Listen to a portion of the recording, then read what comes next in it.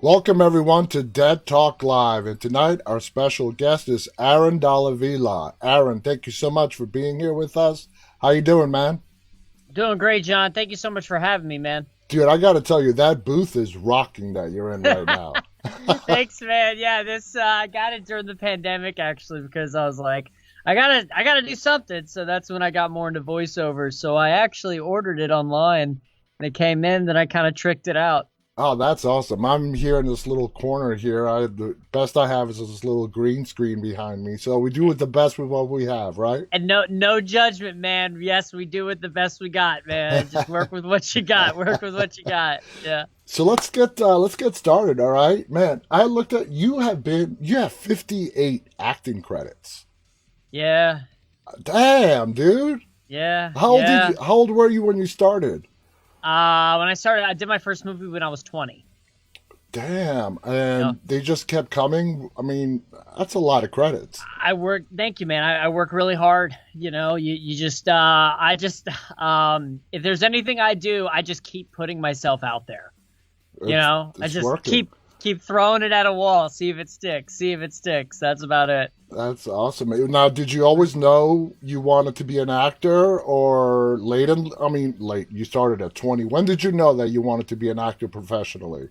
When I was 20 years old, I thought I was going to be a ballet dancer when I was 13 because I started doing dance, and I went pro when I was 18, and I thought I was going to be a ballet dancer. But I knew I was going to be an entertainer ever since I was young. My grandmother would call me Jim Carrey. And so I just fell into it, and it's something that I've loved, and but I knew I was always meant to be an artist. Now, do you still have the love for dance? Oh yeah. I still do projects for dance. I actually am in talks to do a show, an off-Broadway show next year, if nothing else comes up.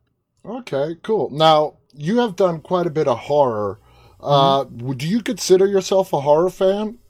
I didn't really like horror until I started doing horror, and then I started seeing the community that was behind horror. It's one of the most faithful communities that I've ever experienced.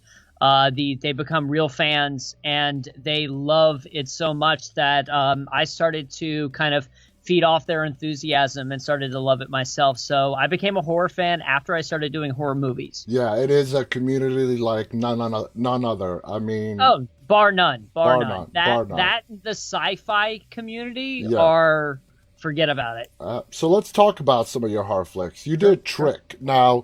Trick was directed by one of our guests, Patrick Lussier, who is Hmm. an absolutely phenomenal human being. I mean, you Yeah. can't find a cooler person than Patrick. Veteran, experienced. What was it like working with Patrick? Patrick is a gem of a human being and a gem of a director. He really lets his actors play. He knows exactly what he wants. He comes from an editing background, so he knows how he's going to cut the scene. And to be able to work with someone who directed, Nicolas Cage and Amber Heard is just, it's phenomenal. It is. It is. Now, is it true you developed a song that was inspired by your role in Trick? Tell us about that. Absolutely. Yeah, so I was so inspired by Smooth Johnny, and the script was written by Todd Farmer, another gem of a human. And I was only on for a couple days, but they ended up extending my part in the script as we were shooting. And I was in love with this character so much that I said, you know what, I got to write a song about it. So I just started crafting a song, and then I brought it to production, and I said, what do you guys think about this? So they said, oh my gosh, we love it. Now, they couldn't use it for the movie. However, I knew later on in life that it is something that I wanted to eventually put out there because, as I said before, I just keep putting myself out there. If it hits, it hits. If it doesn't, it doesn't. It doesn't matter. Yeah, Nothing ventured, nothing gained. exactly, exactly. Now with Smooth Johnny, Mhm. uh, you had a lot of freedom to sort of expand on this character. Mhm. Did Patrick give you a lot of leeway? Oh, ton. There's a lot of improv that I did in the movie. I think the whole scene when I'm in the church and we're watching Night of the Living Dead, and I'm with Troy. Yeah. That whole scene is basically scripted with improv. He really let me run wild with that character. Now, when you were developing this character, and you just said a lot of it was improv, what was your big inspiration while doing that? I just tapped into the party boy in me, because Smooth Johnny is a party boy who keeps it cool. And I have a lot of experience from life playing that guy, playing the life of the party. So it wasn't much of a stretch for me to go there. Now, when you were reading the script, you said that it was a shorter role for you. At which point did your role get expanded? After the first day. After the What? first day, yeah, I was only on for a couple days, but then it turned the days doubled, and I all of a sudden new scenes were written in for me, and I was like, great, this is awesome. So that verified to me that they liked what I was doing with the character. Absolutely, absolutely. Now, 2018, Mhm. probably one of your biggest roles in The Pledge, Oh okay? yeah, oh yeah, yeah, yeah, yeah. It addresses hazing, brutality of college fraternities. Mhm. The film had a really good, pace to it. There was no slow moments. What was it like, being there, and what was it like shooting it? Was it really quick? Did you feel it was just real high, fast paced action while you guys were shooting? We did have a skeleton crew, so it was a very light crew. This is an indie budget that was essentially made for nothing. A lot of people think that this is a $500,000 or $1 million film. Pledge's budget was $180,000. Wow. Yeah, which is nothing for what it turned out to be. But we had an amazing cast, an amazing director, and Daniel really let us play and go at it. And it felt like one of those experiences where there was no pressure. Sometimes you show up to set and you're like, oh, I got to get this thing right. It wasn't that. It was just us playing and shooting the crap, and yeah, and it was a relatively short shoot. So you had to get it in, get it done. But we were all still finding it together as we were doing it. And then we had this phenomenal editor, Nick Voitas, who cut it together, who turned it as to what it is. And I really do believe that it's on its way to becoming an indie horror cult classic. Yep. I Yep. really think so. Yeah, and I people who watch me get tired of me saying this, but I always tell people a movie's not going to be judged when it comes out on opening weekend by critics. History will put a movie in its place. Yep. And you got to give it time. And all great movies were pretty much ripped apart when they first came out. And it wasn't until the years have passed that they settled into what has now become classic history. Now, the film is very character driven, especially in the first 20 minutes. How do you feel about your character in Pledge? He's one of my favorite characters I've ever played. It was just so much fun. And there was so much room. Daniel Robbins is one of my favorite directors to work with, and we've actually worked on 3 projects now. We've worked on 2 more feature films since Pledge, actually, and those are in post-production. He really just lets me do my thing. He takes the words that he's scripted and given to me, and he just lets me play. And it was just so much fun. And you see the work on the screen, and I can really see myself having fun. And I've always wanted to play an American Psycho Junior type, so it was really cool when Slash Film actually said Aaron Dalla and American Psycho Junior types. So that was really cool for me. Like I said, you just keep putting it out into the universe, man. You just keep doing it. And like you said, a lot of films were ripped apart when they first came out. There were some good reviews. The horror outlets loved it. The mainstream outlets hated on it. But I really do think that it will stand the test of time. I agree. I completely agree. Now, it's sort of like a satire film, but it touches on a very real subject on what is still happening today in regards of hazing, fraternities. Do you think that was an important topic that needed to be addressed in movies?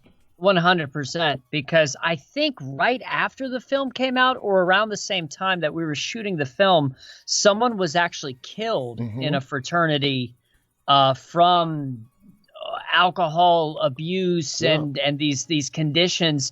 I mean, I think the film speaks to the larger aspects of what is this sort of toxic masculinity culture that we've cultivated in these sort of incubators, which are the colleges, and how dangerous it is to these young men, Mm-hmm. and what it means to be a man, and it's all BS. Yeah. You know what I mean? I think it Yeah. speaks to that larger sort of idea. Exactly. I totally agree. Now you have several lighthearted comedic scenes in the film. Is that something you're comfortable doing when when it comes to comedy? I love comedy. I love comedy. A lot of people may think that I'm better at comedy than drama, Oh, actually. Yeah, I actually I am fortunate enough to be able to do both, to feel comfortable in both dramatic roles and comedic roles. I actually have a movie with Game of Thrones James Faulkner, where I play the supporting lead who's the comedic character, and that film is in post production. Actually, that film's done. It's just okay. waiting to be sold to a distributor and stuff. And I play the comedic supporting lead in that one.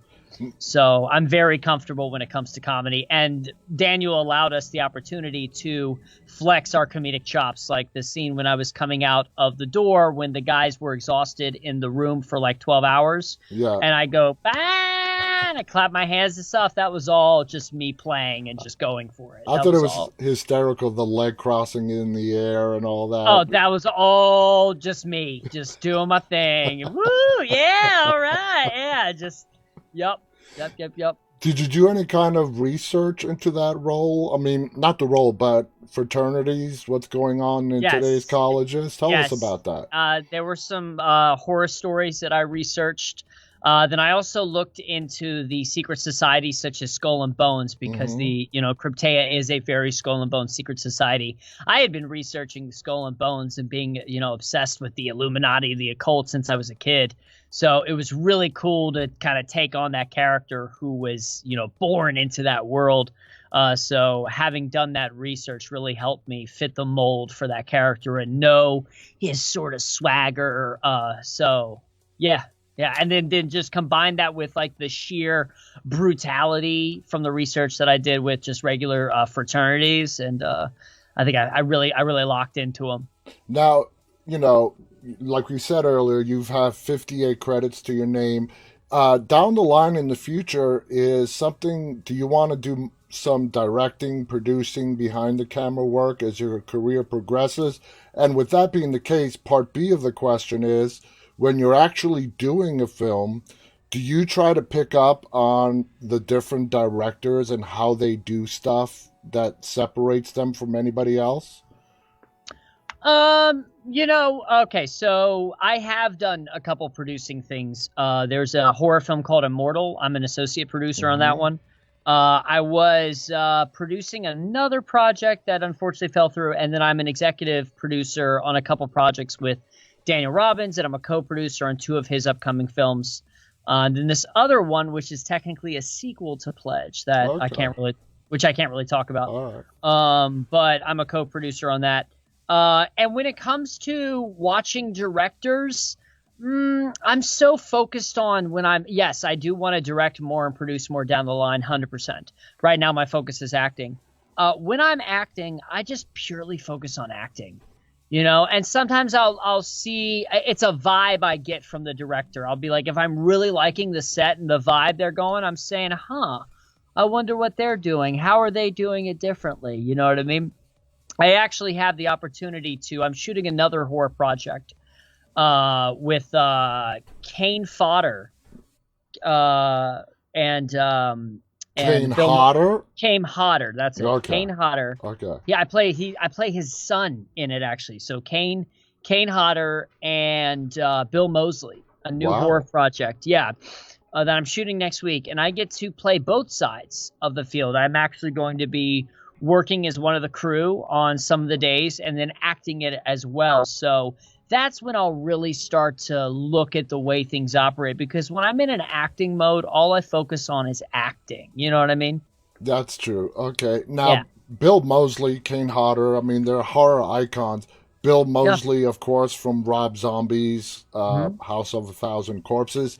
Uh, you know, just going off topic here, what do you think of like Rob Zombie's House of a Thousand Corpses, Devil's Rejects, if you've seen those movies? You know, I was dating this girl who tried to have me watch House of a Thousand Corpses. I think it scared the shit out of me when I first started watching, because I grew up in a very Christian household where we were told that, horror movies are the devil and all that stuff. And Rob Zombie was like scary, And now I actually listen to Rob Zombie's Blitzkrieg Pop Bop on repeat Yeah. on Amazon Music. So I'm a fan of his music. And no, I think her and I watched the movie. I mean, we didn't get through the whole movie, if you know what I mean, but I'm gonna leave it at that. I'm gonna leave it at that. So but what I really want to talk about, which I'm really excited about, is my next upcoming movie with speaking of legends, Lance Henriksen. Oh, wow. I star in a movie. It's my biggest role yet. I Oh, star in a movie opposite Lance Henriksen. wow. I'm the lead in the movie called Alpha Rift. It is an action fantasy sci-fi film that will be making its premiere to select AMC theaters and streaming November 19th. So in less than 2 weeks. And I'm Holy. opposite Lance Henriksen. Yeah. And you can find the trailer on YouTube. Right now, the trailer's everywhere. What's We it have called? 100 Alpha Rift. Alpha Rift. Now, Lance Henriksen, I'm like, oh my Yeah. God. I Yeah, yeah, mean, yeah. where do you start with him? Well, Aliens? I mean, it's an endless. Aliens, Millennium, Yeah, Detroit. yeah. I mean, the man is a national treasure, and also, Viggo Mortensen's directorial debut, Falling. He is one of the funniest men I've ever met, because I got a lot of time with him on set. I actually have videos of him and I Are you talking going about over Vigo or Lance? Lance. Okay. I have videos of him and I going over the script, actually, in the bed and breakfast that we were both housed at. So I'm holding on to those for a long time.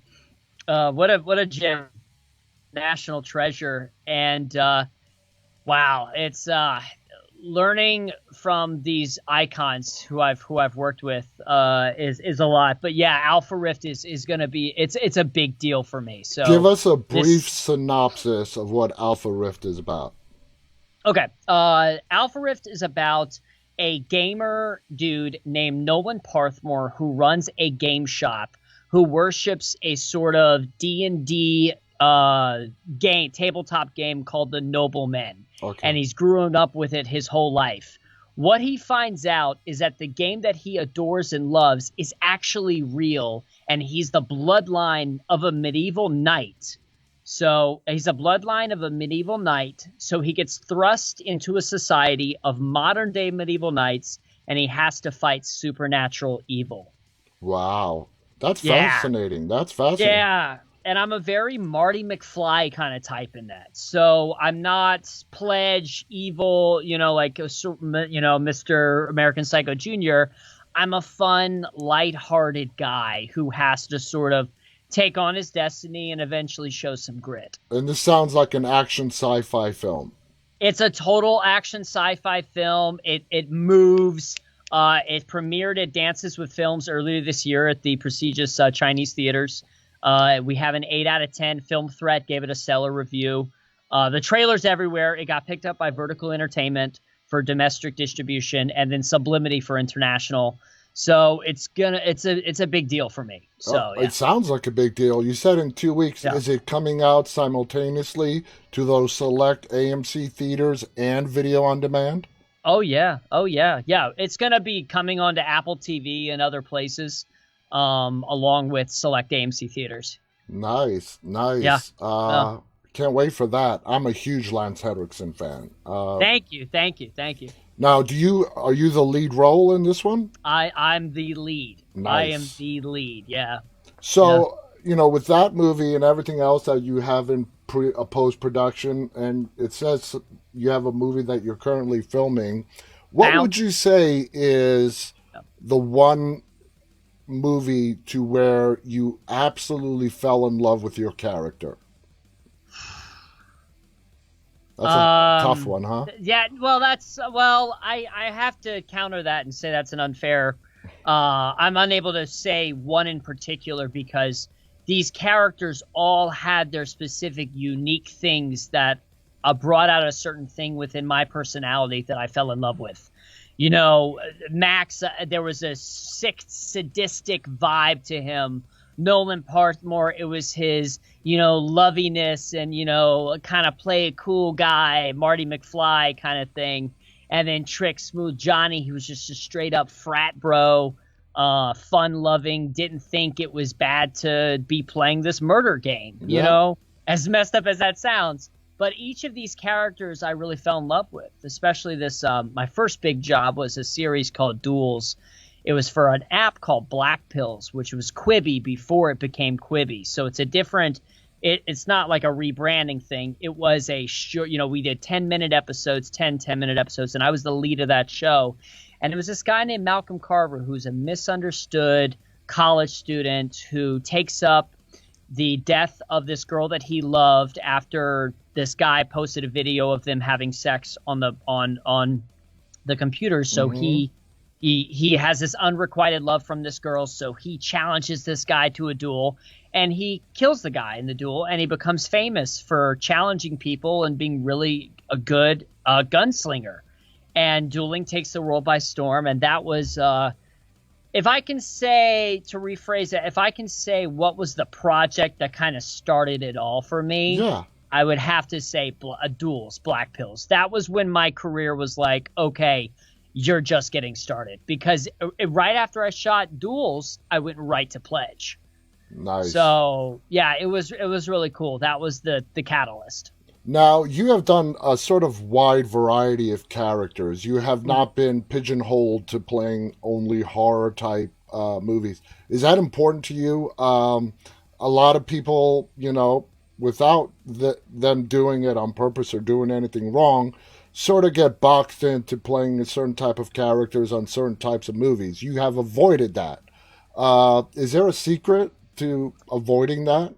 John, I'm so happy you brought that up because the last thing I would want to be is pigeonholed into a certain type and only play that. Don't get me wrong. If you have a specific type, do it. Play it, do it, do it, do it. The advice I can give is expand your skills. I can come at them with, I used to be a ballet dancer. I was involved in voiceover. I've done hosting jobs. I've done live jobs, commercials, theater, like being able to play that wide variety keeps yourself working in all different avenues. So I really like that. And I'm happy that I haven't been pigeonholed. And I think that, like after Pledge came out, I was worried that, they're just going to type me as that guy, which I do book that guy. I have an episode of Gossip Girl coming out later this month where I do play that guy. But that is why I'm so happy that I have also Alpha Rift, which is the complete opposite. Yeah. So, and Alpha Rift is going to open me up to a whole nother world. I'm thinking Marvel, Disney, that lighter hearted kind of stuff, even though it is serious. So I'm really excited to see what happens. And I like to think of myself as the wild card when it comes to casting directors. I think people are starting to look at me as the wild card and be like, okay, where can we put him? Because I just want to show them that, yes, I can play a multitude and variety of roles and just I can work in everything. That's my job as an actor, to just keep working. And to, bring that point even further home, you have appeared in Gotham, which was shot in New York City and on a sound stage. What was your experience like working on Gotham? Gotham was really cool. I got to work with Corey, and it was, I think that was my first co-star job. It was my first big set job. I get there and, you have the whole crew and they light the car on fire and all that stuff. And you have a stunt double, 14-hour day and just so cool. It was my first sort of breaking the ice on my first sort of co-star TV job. So, TV in general is much faster than film. Do you have a preference between the two, films or TV? Well, I guess what I can say is besides Duels, which is TV, but it was 10-minute TV and it felt more like a movie. I guess right now I prefer films more because the roles I've played in films are bigger. Mm-hmm. When I do book a bigger TV show down the line, we'll see what happens. We'll Okay. see what I prefer. Yeah. But as Yeah. of right now, I really like film because with TV, it's like, okay, we have to tell this 30-minute story. We got to get through these points, dot, dot, dot, dot, dot, and make sure that we tell this to the audience within 30 minutes with commercial breaks and blah, blah, blah. With film, it's like, oh, we don't know what this thing is, so let's collaborate together. So hopefully but I think you can do that when you are the series lead or series reg of a TV show. Yeah. I think you have a lot more input. When you're the co-star, you just come on and it's not about you. It's about you propelling the story forward to help the leads. So that's all I do. When I come on as a co-star for Gossip Girl, I have to act like a drunk guy and call the girl a B word. So that's to heighten her point of anxiety because the paparazzi and blah, blah, blah. So all I do is just go on, and that's my thing. There's not much to it, you know? Now, is there any character that you want to play, not specifically like a named character, a type of character that you have not had a chance yet to play that you really want to do? The remake of Back to the Future. So you want to be the real Marty McFly? Absolutely. That's definitely on my list.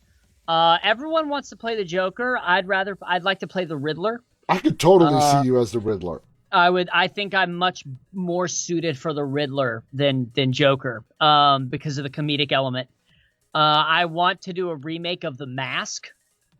So you're a big Jim Carrey fan. I am. I really think he's absolutely brilliant. He's and you know, a lot of people when Pet Detective Ace Ventura, I would do a remake of Ace Ventura, or I want to play Jim Carrey's son in a project. You know, like if they did Pet Detective 4, and basically that's a great idea. Ace Jr. I'm already looking at it. Believe me, when I auditioned for SNL, I did a impression of him. I sent off a tape to SNL. Never heard anything back, but it doesn't matter. I got the audition, which was really cool. So yeah, I got to play a hip hop mogul type already in the All Those Small Things movie with James Faulkner. So that was amazing. And I also made 2 songs for that character. So even though Smooth Johnny Trick, I wasn't able to have my song in the movie like I wanted, I ended up getting it down the line when I played a different character. That movie has yet to come out, and I have 2 songs that I made for the character in the movie. That's it. So my executive producer just messaged me. You could be his son on Liar Liar. Liar Liar. That's a cool idea. Yo, now that would be fantastic. And then you know, people like to say that I have a Tom Cruise element to me as well. Like I'm almost if Jim Carrey and Tom Cruise had a baby. I am very much interested in action movies as well. But I really want to be in the Matrix. Something in the Matrix. I had like a reboot type thing because I auditioned for the Matrix 4, and I got check a veil for it, but that was it. That was all that it came down to. But that was to be in the Matrix would be amazing. Obviously, Marvel, DC. If I were to play a superhero or a villain, I'd want to play some version of Spider-Man. I think I'd want to play Spider-Man or one of his villains. One of the villains. I think there's a dark version of Spider-Man. I can't think of it right now. There's some multiverse Spider-Man version. Yeah, I think they tapped in it with one of the Tobey Maguire movies where he gets with that alien and his suit turns black. Is that what you're referring to? No, not Venom. There's a different type of. Ooh, let me see. Hold on, 1 second. Okay. Let's see. This is there's a specific one that I wanted. Scarlet Spider-Man. Scarlet Spider-Man. That's what I'd want to play. I'd want to play Scarlet Spider-Man. So I do have these dream roles and stuff and this idea of what I want to do. And top of my list, just talking to you for these last 30 minutes, you're the Riddler. which is funny because I actually I played the Riddler in a comedic skit, but something small. But yeah, but thank you so much. I think I would really have a fun time with the Riddler. So I'm really interested to see what Paul Dano does with it in Mm-hmm. the new Batman. But Yeah. I think that Batman is going to be just very, very dark. Oh, it is. Well, first of all, Yeah. Warner with Batman, they've always taken, it's not like your Marvel movies. I Mhm. mean, even just the tone of the film itself. I'm talking about the quality of the film. It's all very dark. The DC done with Warner Brothers, as opposed to the Marvel films, they're much more lighter. I'm Mhm. not saying I mean, they're great movies. I love the Marvel movies. But the DC Warner Brother, comic book Batmans and whatnot, just have a much darker feel to them. Do you agree with that? 100%, and especially the Robert Pattinson version. I mean, in the trailer, it looks like he straight up kills the dude. Yeah. Like it's crazy. And then we all saw Joker, and it made $1 billion. Hmm. And yeah, That's but awesome. That's awesome. And Colin Farrell is. I mean, I'm so looking forward to the Batman. I cannot. oh I'm a yeah, huge oh Batman yeah, fan. oh yeah. Anyway, Aaron, I want to thank you so much for coming on here. We're going to look for that movie that's coming out in 2 weeks with Lance Henriksen. It's called Alpha. What again? Rift, Alpha Rift. Alpha Rift, guys. Check it Yep. out. In 2 weeks, it's coming out to select AMC theaters and to video on demand. It stars Aaron, Lance Henriksen. I'll be checking it out. Any final thoughts before we go? No, just John. Thank you so much for the opportunity to speak with you. Oh, it's been my pleasure. You are like this huge, exciting ball of energy. Thank you. Yeah, yeah. I want to thank Aaron. I want to thank our viewers for tuning in. Thank you so much. Until next time, stay safe. And on behalf of Aaron and myself, stay walking, guys. Stay walking.